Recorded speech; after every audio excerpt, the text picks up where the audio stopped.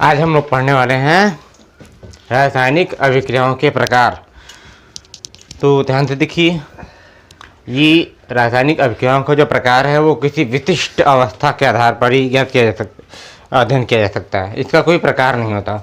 विशेष रूप से इसको कई प्रकारों में बांटा गया है, फिर भी इसको विशिष्ट गुण के आधार पर जो रासायनिक अभिक्रिया होती है वो कुछ अलग प्रकार की होती है। तो इसमें मैंने पहला वाला प्रकार लिखा है संयोजन अभिक्रिया। ठीक है, नाम तो स्पष्ट है, संयोजन, संयोग करना, जुड़ना। मतलब दो या दो से अधिक पदार्थ, और वो पदार्थ कैसे हो सकते हैं, या तो तत्व होगा या तो यौगिक। तो तत्व का मतलब कोई भी दो तत्व मिलकर के एक यौगिक का निर्माण कर देता हो, या कोई भी दो यौगिक मिलकर के एक तत्व नहीं यौगिक का निर्माण कर देता हो। तो देखिए, तो यहाँ पर हमने लिखा है रासायनिक अभिक्रिया जिसमें दो या दो से अधिक पदार्थ संयोग करके एकल उत्पाद का निर्माण करते हैं। ठीक है, एकल उत्पाद का मतलब एक उत्पाद का निर्माण करता है। जैसे देखिए, अमोनिया और हाइड्रोजन क्लोराइड का संयोग। तो यदि अमोनिया और हाइड्रोजन को आपस में मिक्स कर दें, मिला दें, तो अमोनियम क्लोराइड बनता है। अब ये अमोनियम क्लोराइड बना कैसे? तो देखिए, हमने NH3 का लिखवाया था।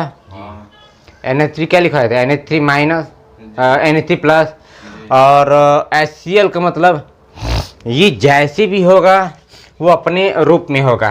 तो हाइड्रोजन क्लोराइड को जानते ही हैं कहाँ से आता है, H प्लस से और Cl माइनस से, ये संयोग करके ये बना है। अब इसके साथ हम क्या मिला रहे हैं? NH3।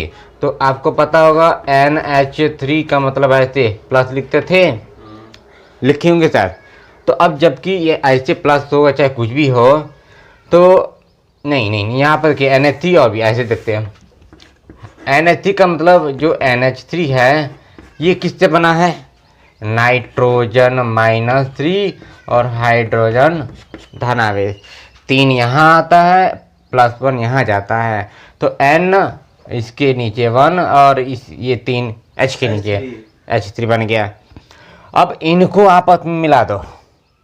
अब मिलाने पर यदि एक यौगिक का निर्माण हो जाए तो उनकी संख्याओं को हम अलग से लिखेंगे। मतलब यहाँ पर तो कोई विशिष्ट नियम नहीं दिखाई दे रहा है, फिर भी देखिए, यदि NH और क्लोरीन मतलब नाइट्रोजन, हाइड्रोजन और क्लोरीन के साथ कोई यौगिक मिलकर के एकल उत्पाद का निर्माण कर देता है तो हम बना सकते हैं NH4Cl। वास्तव में NH4Cl होता है, और इसी NH4Cl को हम लोग बोलते हैं अमोनियम क्लोराइड या नौसादर। ठीक है, नौसादर कहा जाता है इसको सामान्य नाम में। तो बना कैसे? देखिए, ये जो चीज़ बनाया गया है, यह आपस में जितने भी परमाणु जुड़े हुए हैं वो सभी परमाणु आपस में इलेक्ट्रॉनों के आदान प्रदान या शेयरिंग करके अपने अंतिम कोष को स्थायी बना लेते हैं। इसलिए ये पूरी तरह से NH4Cl बन जाते हैं। इसके बारे में जानकारी केमिकल बॉन्डिंग में दिया जाएगा। ठीक है, कि वास्तव में NH4Cl का जो संरचना है, संरचना सूत्र है, कहाँ से आता है और कैसे होता है, क्यों यहाँ पर 4 हाइड्रोजन है, 1 नाइट्रोजन है, 1 क्लोरीन है, सबके बारे में उसी में केमिकल बॉन्डिंग पता चलता है। सिंपल सी चीज़ में यहाँ पर आप HCl को तो जानते ही हैं कैसे प्राप्त हुआ, यहाँ दिखा दिया HCl सामान्य है। NH3 कहाँ से आया? यहाँ से आया। लेकिन अब इनको मिलाएंगे तो इनको मिलाने के लिए हमें इसी प्रकार की संयोजकता की आवश्यकता पड़ेगी, ये हम लोग पढ़ रहे हैं। लेकिन इनकी तो संयोजकताएं है ही नहीं, HCl की संयोजकता नहीं होती है। ये पहले से क्या है, एक यौगिक बन चुका है। NH3 एक गैस है, इसकी संयोजकता नहीं होती है। इसलिए इनको अगर मिलाने से NH4Cl बन जाता है तो बना दिया। ठीक है, अब ये कैसे बना इसको केमिकल बॉन्डिंग में देखेंगे। तो ये एक प्रकार का एक ही उत्पाद बना, हो गया, कम कंप्लीट। दूसरी चीज़, और भी बहुत सारे हो सकते हैं ना। मैंने 3 यहाँ पर एग्जाम्पल दिया है, जिससे आप तीनों में से कोई भी एक एग्जाम में लिख देंगे, हो जाएगा काम। तो सिंपल तो आसान चीज़ में यही है, कोयले का दहन। कोयले का दहन का मतलब कोयला या तो कार्बन, जितनी वस्तुएं, जो वस्तु जल सकती है उसमें कार्बन मौजूद है। क्लियर? अगर कोई वस्तु जलती है तो समझिए उसमें कार्बन है, कार्बन नहीं है तो जलेगा ही नहीं। देखो ऐसा कहीं लोहा जलता है? ना। नहीं जलता है, तप्त हो जाता है। वो जलता नहीं है, तप्त हो जाता है। उसको उष्मा दीजिए लगातार, तप्त हो जाएगा। और वो किसकी अवस्था में हो रहा है? ऑक्सीजन के उपस्थिति में। तो ऑक्सीजन से क्रिया करके क्या बना देता है वो? Iron oxide. ठीक है, जो तप्त होता है ना, तप्त होने के बाद ठंडा कर दोगे तो उस पर देखो कुछ जम जाता है तो आयरन ऑक्साइड होता है। ठीक है, इसी प्रकार से कार्बन मोनोऑक्साइड है और क्लोरीन का संयोग है। कार्बन मोनोऑक्साइड का फॉर्मूला देखो, CO लिखा है। अब CO बना कैसे, इसका एक बड़ी संयोग है। कार्बन मोनोऑक्साइड, यही क्या होता है? कार्बाइड जानते हैं? कार्बाइड फलों को पकाने के काम आता है। कार्बाइड टुकड़ा मिलता है छोटा सा भूरे रंग का, सेंधा नमक जैसा होता है, टुकड़ा होता है फिटड़ी की तरह। फोड़ फोड़ करके बारीक करके जिसको पकाना होता है उसके ऊपर कागज रख करके उसके ऊपर उसको छिड़क दो, फिर इसके ऊपर से फल लो, फिर कागज का छिड़को, फिर फल को, या वैसे ही उसको हर जगह छिड़क दो, वो आपस पक जाता है। तो केमिकल से पकाना होता है। तो अब यहाँ पर ये कैसे बना? CO का मतलब कार्बन का जानते ही कितना होता है, ऑक्सीजन का कितना होता है, मीन 2। अब आदान प्रदान करेंगे तो आपको मिलेगा C2O4। ये तो C2O4 का मतलब क्या हुआ? इसको मूलानुपाती सूत्र में लगाएंगे तो बनेगा CO2। अब CO2 तो है, लेकिन ये कहाँ से आया? CO कार्बन मोनोऑक्साइड बोला जाता है, इसको कार्बन डाइऑक्साइड बोला जाता है। तो कार्बन मोनोऑक्साइड जो भी होगा वो भी केमिकल बॉन्डिंग से संबंधित होगा, जिससे हमें ये जानकारी प्राप्त हो सकती है कि एक कार्बन के साथ एक ऑक्सीजन कैसे संयोग कर सकता है। कैसे हो सकता है? कार्बन की वैलेंसी 4 है, तो आप जानते हैं कि जितनी वैलेंसी है उतने ही बंध बनाता है। ऑक्सीजन की वैलेंसी 2 होने का मतलब ये ऑक्सीजन डबल बॉन्ड से जुड़ सकता है, अपने आपस में भी और किसी दूसरे परमाणु से भी। क्या मतलब हुआ? ऑक्सीजन ऑक्सीजन अगर जुड़ेंगे तो ये डबल बॉन्ड से जुड़ेगा, और ऑक्सीजन के साथ यदि 2 हाइड्रोजन लगाते हो तो ये भी ऑक्सीजन ही क्या कर रहा है? ऑक्सीजन 2 हाइड्रोजन से जुड़ा है, मतलब डबल बॉन्ड। जितनी वैलेंसी है उतने ही प्रकार के परमाणुओं से जुड़ सकता है। 2 परमाणु से जुड़ सकता है ऑक्सीजन, 3 परमाणु से नहीं, इसका ही मतलब होता है। और ऑक्सीकरण संख्या का मतलब जानते हैं क्या होता है? इलेक्ट्रॉनों का आदान प्रदान करना, शेयरिंग करना, कितना इलेक्ट्रॉन देगा कितना इलेक्ट्रॉन लेगा, त्यागना ग्रहण करना। ठीक है, ये सिंपल चीज़ है, लेकिन इसके बारे में आपको केमिकल बॉन्डिंग में जानकारी मिलेगी। कार्बन मोनोऑक्साइड कैसे आया? अब ये किससे क्रिया किया? क्लोरीन गैस से। जानती है क्लोरीन गैस होता है? तो क्लोरीन गैस से क्रिया किया तो ये बन गया कार्बोनिल क्लोराइड बन गया। ठीक है, कार्बोनिल क्लोराइड बन गया। ये भी एक प्रकार का गैस है। कोयले का दहन जानते हैं, कार्बन को ऑक्सीजन के साथ उपज में जलाएंगे तो क्या बनेगा?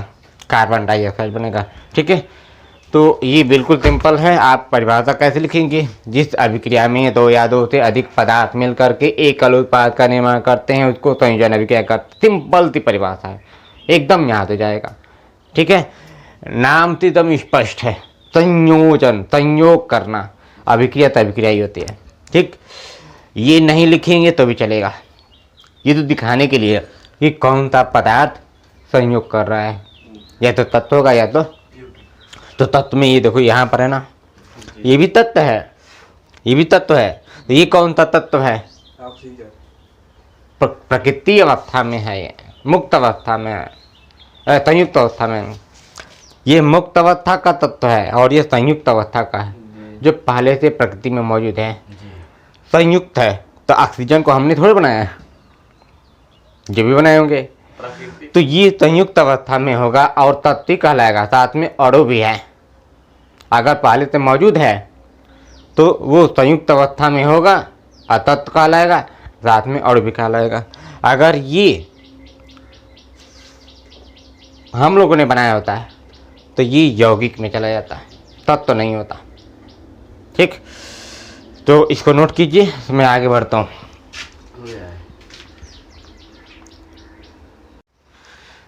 थोड़ा यहाँ पर देखिए, एक चीज बता रहा हूँ।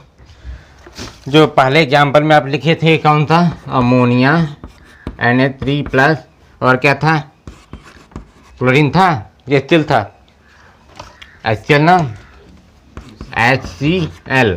जब ये क्रिया किया था तो हमने बनाया था NH3NH4Cl। तो इस NH4Cl जिसको बोलते हैं नौसादर, इस नौसादर का प्रयोग तेलों के कठोरीकरण में किया था। कठोरीकरण का मतलब क्या होता है, कठोर, मजबूत, एकीकरण मतलब बदलना, कठोर पदार्थ को नम वाले पदार्थ में बदलना, उसी को कहते हैं कठोरीकरण। जैसे आप लोग परिमेय संख्याओं का, इस हरों का परिमेयकरण करना सीखे थे। हर का परिमेयीकरण मतलब परिमेय में एकीकरण करना। तो यहाँ पर कठोरीकरण का कठोर हो गया, मतलब कठोरीकरण करना होता है। तो परिमेयकरण करने के लिए क्या करते थे, इसी से ऊपर नीचे मल्टीप्लाई और डिवाइड, जिसको बोलते थे हर का परिमेयीकरण। मतलब हर को क्या कर दिया, परिमेय में एकीकरण बदल दिया। वैसे ही तेलों के कठोरीकरण का मतलब है कि अगर तेल द्रव अवस्था में, नम अवस्था में, उसको मजबूत करने के लिए, कठोर करने के लिए, कठोरीकरण करने के लिए होता है। ठीक है, इसका प्रयोग होता है। ठीक, दूसरी चीज इसमें है, तो ये पहले एग्जाम्पल का रूप था। और ये जो तेल होते हैं ना, और संतृप्त यौगिक होते हैं। और संतृप्त का मतलब है जिसमें हाइड्रोजन संतुलित न हो। अगर हाइड्रोजन संतुलित नहीं होता है तो वो असंतृप्त यौगिक में आता है। अगर किसी भी परमाणु, या जैसे कार्बन है, कार्बन के साथ हाइड्रोजन संतुलित है, या कोई भी परमाणु संयोग करता है तो संतृप्त अवस्था में होता है, उसको संतृप्त यौगिक कहते हैं। तो संतृप्त यौगिक में एल्केन आता है, ये आगे हम लोग पढ़ेंगे। और असंतृप्त में एल्कीन और एल्काइन आता है।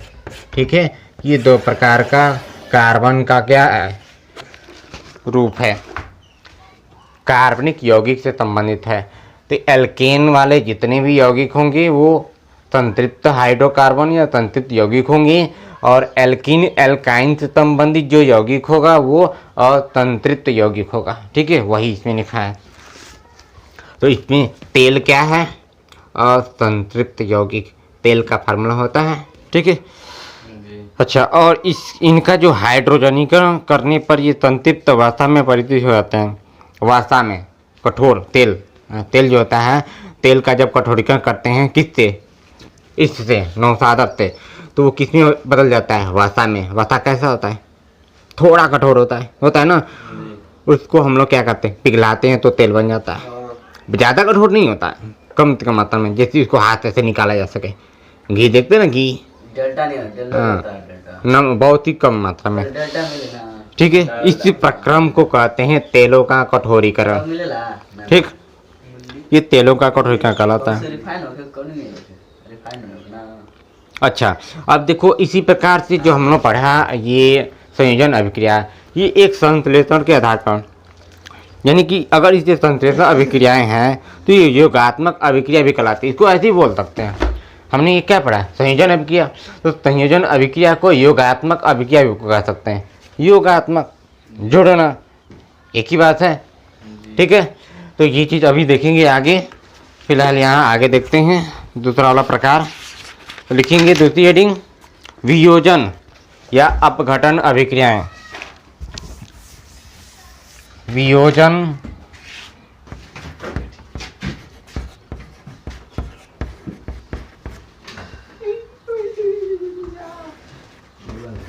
अपघटन,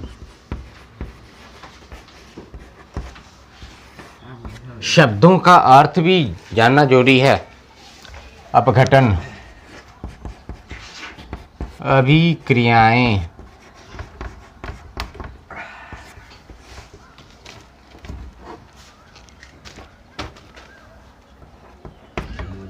ठीक है, संयोजन या वियोजन, वियोजन अभिक्रियाएं पहले वाले अभिक्रिया का ठीक उल्टा है। ठीक है,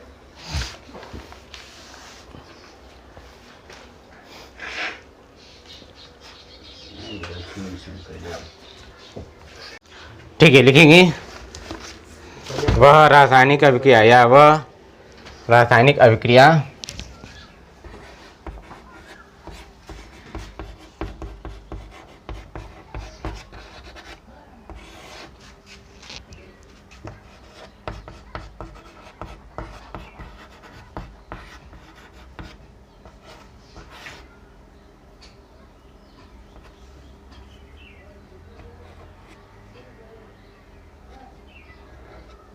वह रासायनिक अभिक्रिया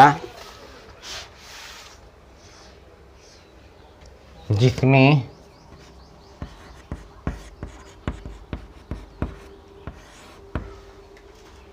कोई यौगिक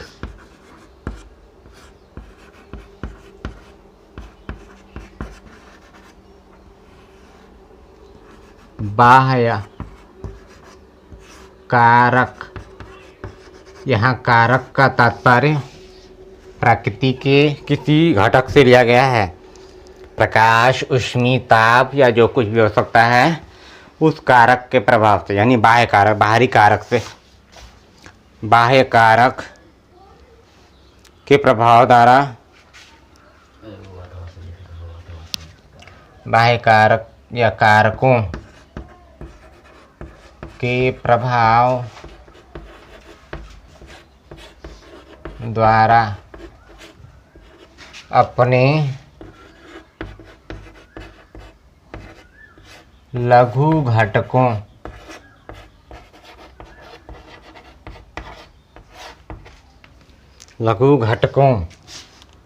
में टूट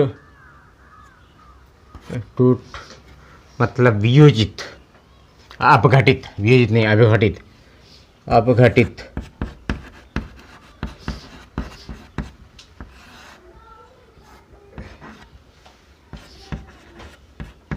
हो जाता है।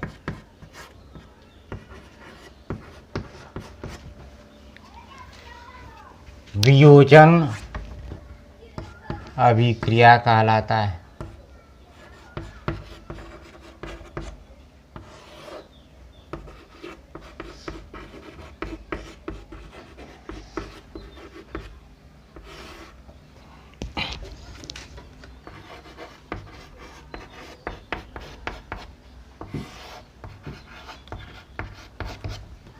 बहुत सिंपल है। पहले वाले रासायनिक अभिक्रिया का ठीक उल्टा परिभाषा इसमें दे सकते हैं। ठीक है, ये अपघटित है। अपघटित मतलब टूटना, अपघटन होना।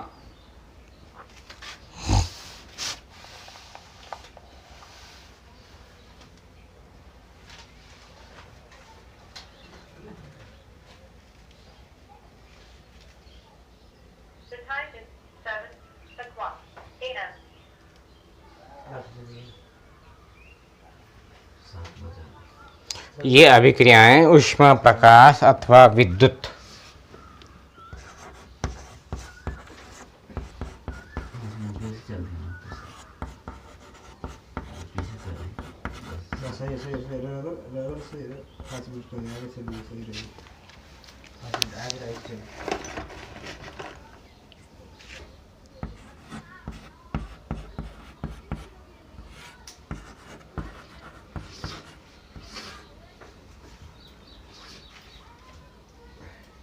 ऊष्मा, प्रकाश तथा विद्युत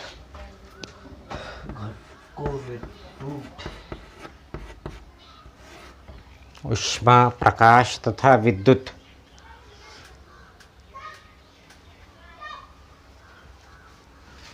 द्वारा संपन्न होती हैं।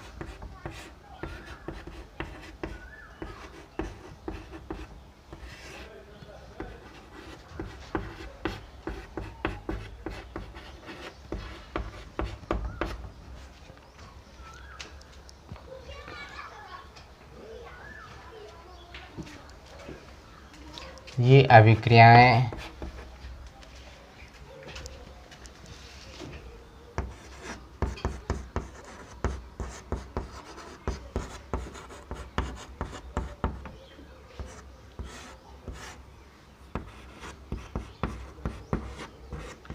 अनुत्क्रमणीय। अनुत्क्रमणीय मतलब जानते हैं ना, जो अभिक्रिया अभिकारक से केवल उत्पाद की तरफ रहती है, उत्पाद से पुनः अभिकारक नहीं बनता। अनुत्क्रमणीय अनुत्क्रमणीय अभिक्रिया होती है।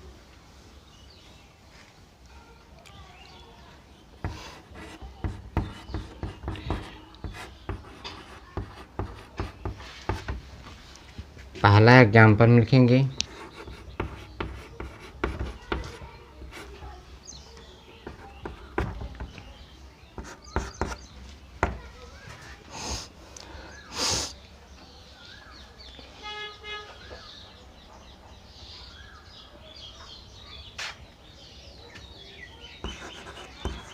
कैल्शियम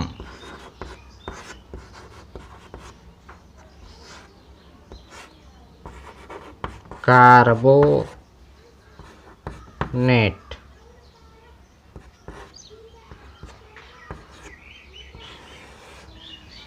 कैल्शियम कार्बोनेट को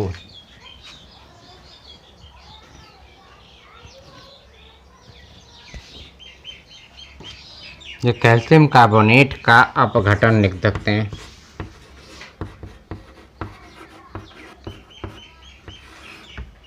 देखिएगा, कैल्शियम कार्बोनेट ये क्या है? कैल्शियम कार्बोनेट, ये चाक का फार्मूला होता है कैल्शियम कार्बोनेट। अब कैल्शियम कार्बोनेट को, जैसे इस कार्बोनेट को हमने क्या किया, जला दिया। अब जलाएंगे तो क्या होगा, पता है क्या होगा? कैल्शियम इसका अलग हो जाएगा और कार्बोनेट अलग हो जाएगा। कैल्शियम अलग, कार्बोनेट अलग, दोनों को मिलाने से ये बना है। इसीलिए लोग कहते हैं ना कि चाक खाने से बुद्धि बढ़ती है, तो इसलिए नहीं कहते हैं कि चाक खाने से उसमें कुछ बुद्धि बढ़ाने वाले तत्व हैं, बल्कि ये किससे बना है? कैल्शियम से। तो कैल्शियम हमारे शरीर के लिए क्या होता है? फायदेमंद होता है। इसलिए लोग कहते हैं कि चाक खाइए बुद्धि बढ़ेगा। खाते हैं, खाया जाता है, कैल्शियम है इसमें, तो कैल्शियम सबको जरूरत है, इसलिए लोग इसको खाते हैं। जिसका मन करता है वो खाता है, लेकिन ज़्यादा नहीं खाना चाहिए। इसमें कार्बोनेट है। जैसे देखते हैं ना, चूना होता है, तो चूना जब कोई भी व्यक्ति मुंह में रखता है तो उसकी त्वचा को काटने लगता है, काटता है चूना। आप सोचिए, जैसे मैं ये चाक से लिख रहा हूँ ना, तो मेरा हाथ सूख जाता है। अगर कटा हुआ जला रहेगा तो उसको और क्या करेगा, तेज काटने लगेगा। लोग चूना खाते हैं ना, सुरती चूना, तो उसमें जो चूना मिला कर खाते हैं लोग, उससे उन लोगों का जो त्वचा होता है वो काटने लगता है, मुंह को काटने लगता है, उसी कैंसर होने लगता है। ऐसे बोलते हैं लोग। कैंसर कहाँ होता है? चूना नहीं होता है, लेकिन उसमें अगर मान लीजिए ज़्यादा सुपारी, पान ज़्यादा ऐसे मिला देते हैं तो क्या होता है? कैंसर कहाँ होता है? तो चूना फायदेमंद है, और जिसके कारण से हमारा त्वचा कसाव पैदा होता है या उसको काटने लगता है, वो होता है कार्बोनेट। और कैल्शियम जो है हमारे शरीर के लिए आवश्यक है। इससे हमें क्या मिलता है? हड्डियाँ मजबूत होती हैं। कैल्शियम, फास्फोरस और ये एक और है मैग्नीशियम, ये मिला करके हड्डियों को मजबूत बनाते हैं। और विटामिन डी जानते हो, सूर्य का प्रकाश लो, हड्डियाँ मजबूत रहेंगी विटामिन डी से। सूर्य के प्रकाश में विटामिन डी होता है। तो वैसे यहाँ पर कैल्शियम कार्बोनेट का अपघटन कराया जा रहा है। अब अपघटन कराने का मतलब, ये जो वियोजन या अपघटन की अभिक्रियाएं होती हैं, ये केवल किसके प्रभाव से होती है? ऊष्मा, प्रकाश और विद्युत द्वारा ही संपन्न होती है। अगर हम किसी भी पदार्थ को ऊष्मा, प्रकाश या विद्युत दे करके अभिक्रिया करवा रहे हैं, तो इनको अगर हटा दिया जाए, समझिएगा, यदि इनको हटा दिया जाए, ऊष्मा को हटा दो, प्रकाश को हटा दो, विद्युत को हटा दो, तो वो अभिक्रिया क्या होगी? वापस अपने रूप में प्राप्त नहीं हो पाएगी। तो हम कहेंगे कि वह जो अभिक्रिया थी, जो ऊष्मा या प्रकाश, विद्युत से संपन्न हो रही थी, वह अनुत्क्रमणीय होगी, एक ही तरफ होगी। दोनों तरफ नहीं। अगर मान लीजिए कि कैल्शियम कार्बोनेट है, तो मैं यहाँ पर पहले बना के दिखाता हूँ, समझ में आएगा। तो कैल्शियम कार्बोनेट का फॉर्मूला होता है CaCO3। इसको हम क्या कर रहे हैं, गरम कर रहे हैं। और गरम करने का मतलब है कि जैसे हमने रासायनिक अभिक्रिया को और सूचनात्मक बनाने के लिए कुछ प्रतीक लिखवाए थे। गैस प्राप्त होती है तो तीर का निशान ऊपर लगाओ और छिप के लिए नीचे। गैस है तो ऊपर गया। हाँ वो तो ठीक है। अभी कारकों में अगर कोई पदार्थ गैस है तो लिखते थे स्मॉल जी, कठोर पदार्थ होगा तो लिखते हैं कैपिटल जी। S solid. जली विलयन है तो एक्यू लिखते हैं, द्रव है तो स्मॉल एल लिखते हैं, लिक्विड। तो वैसे ही यहाँ पर जो कैल्शियम कार्बोनेट, ये कठोर है कि नहीं है ना, तो ये सॉलिड हुआ। अगर सॉलिड है तो लिखेंगे यहाँ पर प्रतीक के रूप में स्मॉल एस। अब इसको हम इन तीनों में से किसी एक के कारक के प्रभाव से हम इसको क्या करेंगे, गरम करेंगे। गरम करने पर ही टूटेगा, ठंडा करोगे तो टूटेगा नहीं। ठंडे में और क्या होता है, सिकुड़ेगा। और गरम करेंगे तो वो गर्मी पाकर के उसमें एक प्रकार का बल लगता है और ऊर्जा प्राप्त हो जाती है, जिससे वो फैलने लगती है। क्योंकि हर वस्तु गर्मी पाकर के क्या होती है, फैलती है। ठीक, अब फैलने का मतलब ये अपने घटकों में टूटेगा। तो इसके ऊपर ऐसे संकेत लगा सकते हैं, ऊष्मीय। कौन सा यहाँ पर क्या करा रहे हैं, देखो इसमें लिखा है वियोजन अभिक्रिया में, इसमें हमने ऊष्मीय अपघटन के आधार पर लिख दिया। तो जो पहला वाला चीज़ है ना, इसमें हमें ये लिखना पड़ेगा, जैसे में इसमें नहीं आएगा। एक काम करो, ये जो है जैसे यहाँ मत लिखो, और ये जो है, अच्छा चलो इसमें लिख देते हैं। ये तो वियोजन अभिक्रिया थी। वियोजन अभिक्रिया के बहुत प्रकार होते हैं, उसके बारे में यहाँ लिखेंगे। यहाँ लिख सकते हैं, यह बढ़ा दीजिए उसको। कितने प्रकार का होता है, 3 प्रकार का।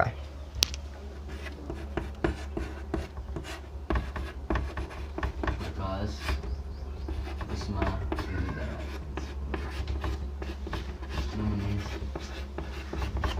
ठीक है, तो पहले इसका एग्जाम्पल लिया हूँ वियोजन का, इसका देखते हैं। इसी को हम लोग अगले वाले रासायनिक अभिक्रिया के प्रकार में ले लेंगे। तो कैल्शियम कार्बोनेट को क्या किया है, यहाँ पर ऊष्मीय अपघटन करवा रहे हैं, ध्यान रखिएगा। ऊष्मीय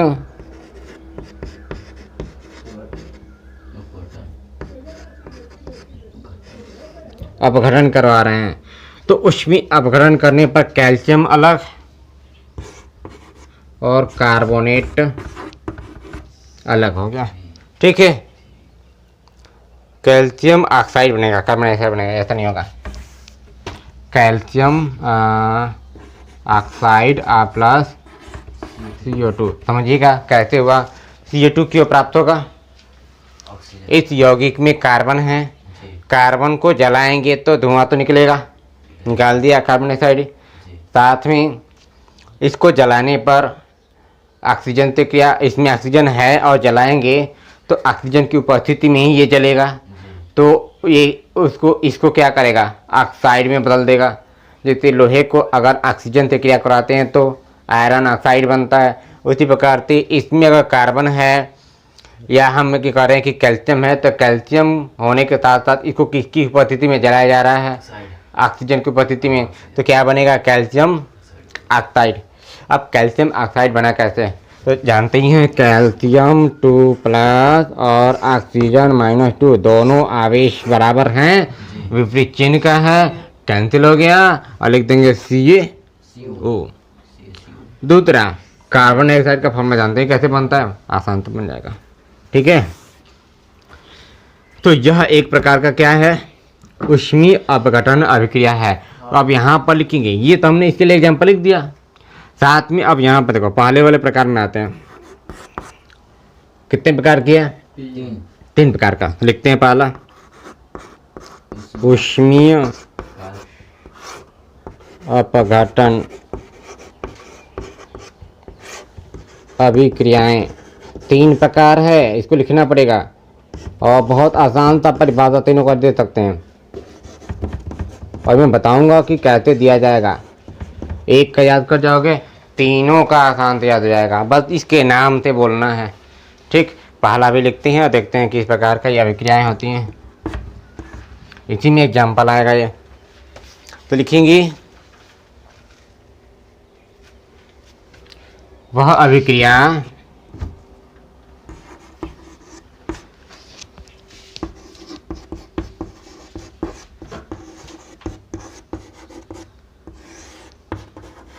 जिसमें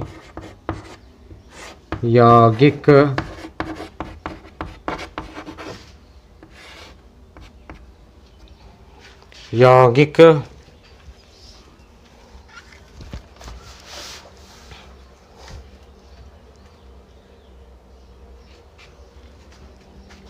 ऊष्मा के द्वारा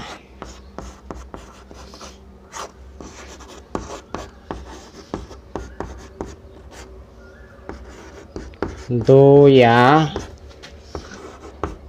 दो से अधिक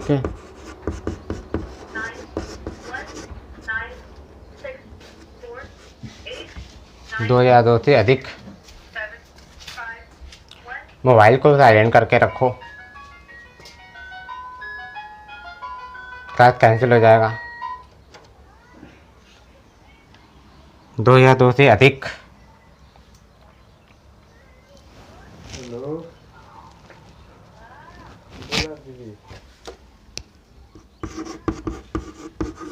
सरल पदार्थों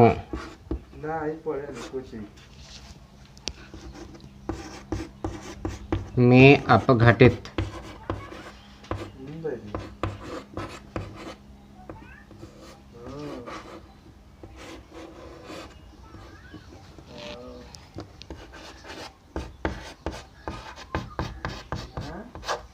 हो जाता है।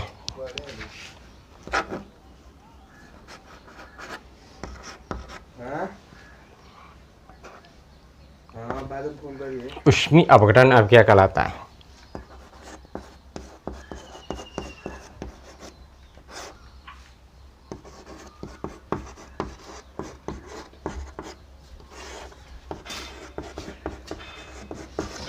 वाइब्रेट कर लो, वाइब्रेशन मोड में। हो गया। तब आना तो उसको वाइब्रेशन मोड में करके रखना। देखेंगे ऊष्मीय अपघटन अभिक्रिया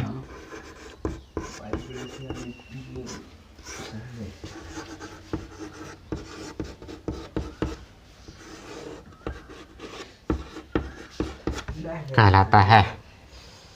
ठीक, जैसे इसके कई प्रकार के उदाहरण हो सकते हैं। पहला उदाहरण तो यही हो जाएगा, ये वाले अभिक्रिया किससे हो रही है? ऊष्मीय अपघटन से। इसी को लिख सकते हैं, या हम दूसरा एग्जाम्पल लिख देते हैं फेरस सल्फेट का। यहाँ पर ऐसे लिखता हूँ जैसे में फेरस सल्फेट का अपघटन। कौन सा अपघटन? ऊष्मीय अपघटन। फेरस सल्फेट का ऊष्मीय अपघटन।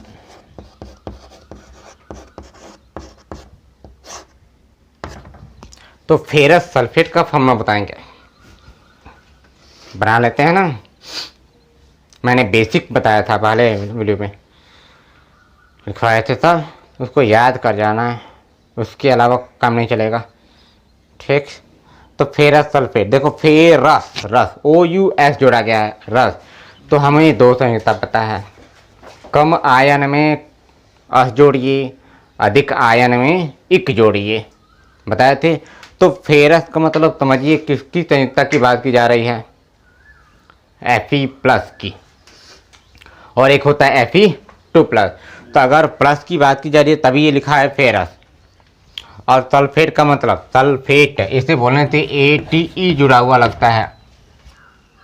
देखो दिखाता हूँ, फेरस का मतलब Fe+ होता है और साथ में Fe2+ होता है ना। अब Fe+ को हम लोग बोलते हैं फेरस और इसको बोलते हैं फेरिक। कम आयन में H जोड़ते हैं, अधिक में इक जोड़ते हैं। अब हमें क्या बनाना है? सल्फेट। सल्फेट का मतलब ये 3 प्रकार का, SO3-2 होता है, SO4-2 होता है, और एक होता है SO2, वो गैस होता है, SO2 सल्फर डाइऑक्साइड। तो यहाँ पर 2 का मतलब इसमें जोड़ते हैं 1 IT सल्फाइड, और अगर 4 है, 4 ऑक्सीजन है तो ATE। ऑक्सीजन की संख्या से पता करते हैं। देखो SO2 वाला जो होता है 2 ऑक्सीजन है, जी डाइऑक्साइड बोलते हैं, सल्फर डाइऑक्साइड। एक रहेगा तो ऑक्साइड बोलेंगे, जी 3 रहेगा ऑक्सीजन तो AITE जोड़ोगे, बोलेंगे सल्फाइड। 4 ऑक्सीजन रहेगा तो सल्फेट, ATE यानी सल्फेट।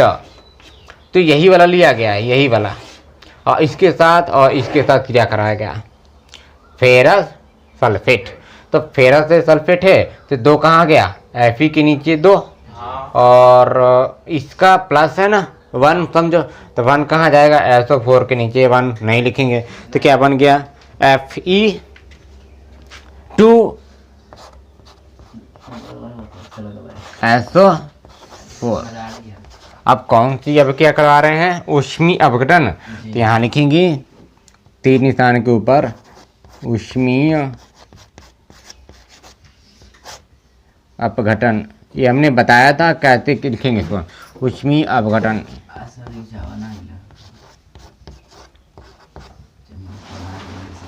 ठीक, तो देखिए ऊष्मीय अपघटन कैसा होता है, बनाना आसान है। क्या ये फेरस सल्फेट ऊष्मीय अपघटन करके फेरस करें आयरन और सल्फेट में टूटेगा? जी नहीं, सल्फाइड गर्म किया जाए। देखो ऊष्मीय अपघटन किया गया, उसको जोड़ने पर ऊष्मा नहीं दिया गया, जी इसलिए इसको गर्म करेंगे या इसको ऊष्मा देंगे तो उसमें नहीं टूटेगा। ठीक है, इसका अलग अलग रूप धारण होगा, 3 घटकों में टूटेगा, और वो 3 घटक हैं फेरिक ऑक्साइड, सल्फर डाइऑक्साइड और सल्फर ट्राई ऑक्साइड। तो यहाँ बनाएंगे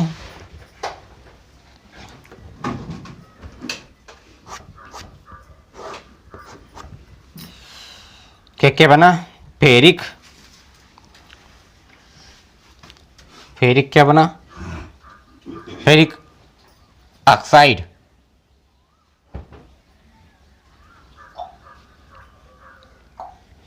ये Fe2+ Fe3+ होता है ना जी, का चेक कर लो पहले। सर जी हाँ वो तो ठीक है।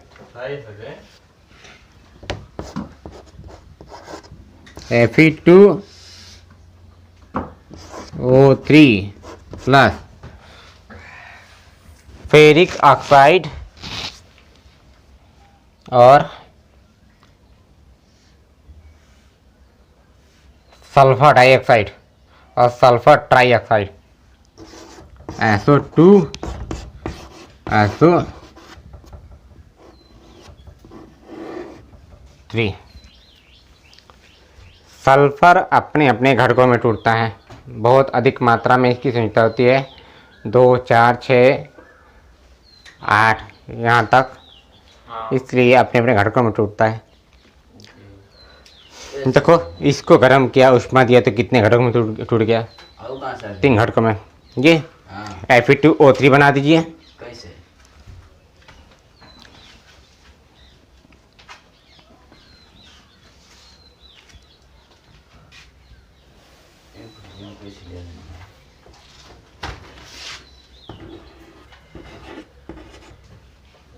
फेरस की संयोजकता बताओ, फेरम का फेरम का Fe2+ है कि Fe3+ है? Fe2+ है। देखिए एक बात गलत है, यहाँ पर जो है ना ये Fe2 नहीं है, ध्यान रखिएगा। ये क्या है? Fe2+ होता है हाँ और Fe3+ होता है, जी, चेक कर लीजिएगा। वही तो है। हम भी वही कर रहे थे ना तो। यहाँ पर 2 नहीं होगा, FeSO4 होगा। हाँ क्यों? हमें क्या बनाना है? फेरस। जी ये फेरस है, ये फेरिक है, हाँ फेरस फेरिक। तो फेरस है तो Fe2 प्लस और सल्फेट के साथ बनाना है SO4 2 माइनस, तो ये दोनों आवेश समान है, कैंसिल। तो क्या लिखेंगे FeSO4। अब गर्म किया तो ये कैसे बना, ये क्या है फेरिक है। कैसे पता, देखो वहाँ जो भी लिखा है ना उनके आयनों को विपरीत अवस्था में लाकर चढ़ाकर देखो, उनके आयनों को ऊपर चढ़ाकर क्या लिखा गया है Fe2 और O3। तो 3 कहाँ से आता है, इसके ऊपर से, 2 कहाँ से आता है O के ऊपर से। तो क्या बना दिया Fe3 प्लस था पहले और O-2 था, इसी के आदान प्रदान से बना है, बन गया ना। इसको क्या लिखेंगे ferric oxide, sulphur dioxide, sulphur trioxide. 3 oxygen, di है तो 2, 3 है तो 3 ट्राई, और 1 रहेगा तो केवल ऑक्साइड, 1 रहेगा तो ऑक्साइड। ठीक है, तो यहाँ लिख सकते हैं नाम, मेरी जगह नहीं है, आप लोग लिख लीजिए। मैं ऊपर करते हैं थोड़ा। क्या बना था Fe2O3, इसका नाम क्या था फेरिक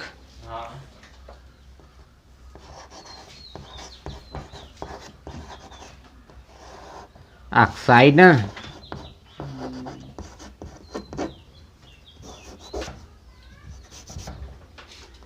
ऑक्साइड।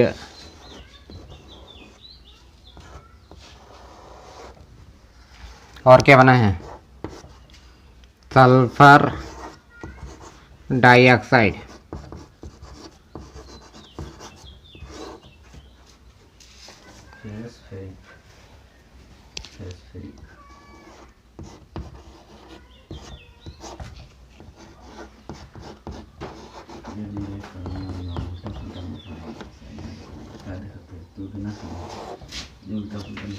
यहाँ पर प्राप्त हुआ है सल्फर ट्राइऑक्साइड।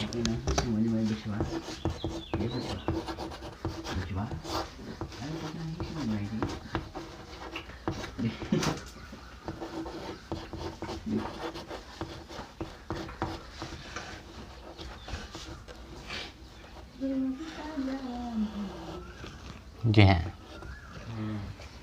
Sulphur trioxide. देखो सल्फर के साथ ऑक्सीजन की क्रिया विधि में कई प्रकार के घटक मिलते हैं, इसलिए यहाँ पर ऐसा लिखा गया है सल्फर डाइऑक्साइड, सल्फर डाइऑक्साइड। ठीक है, इसका क्या नाम था लिख लो, कैल्शियम ऑक्साइड है,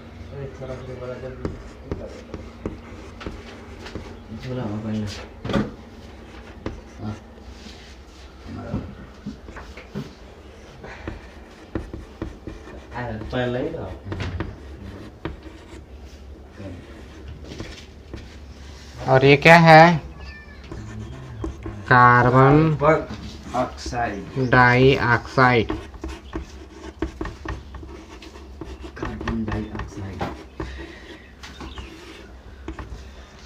और ये क्या है carbon calcium carbonate. Calcium calcium कहाँ गया, कार्बोनेट है। ये सूखा होगा अपना बोला होगा अपना कोई उठा लेता होगा ये ना बोला फिर वो बोला हाँ वो बोला उस छुआ दे ठीक है, नोट कर लेंगे। छुआई ना भैया बता देर से फात वाला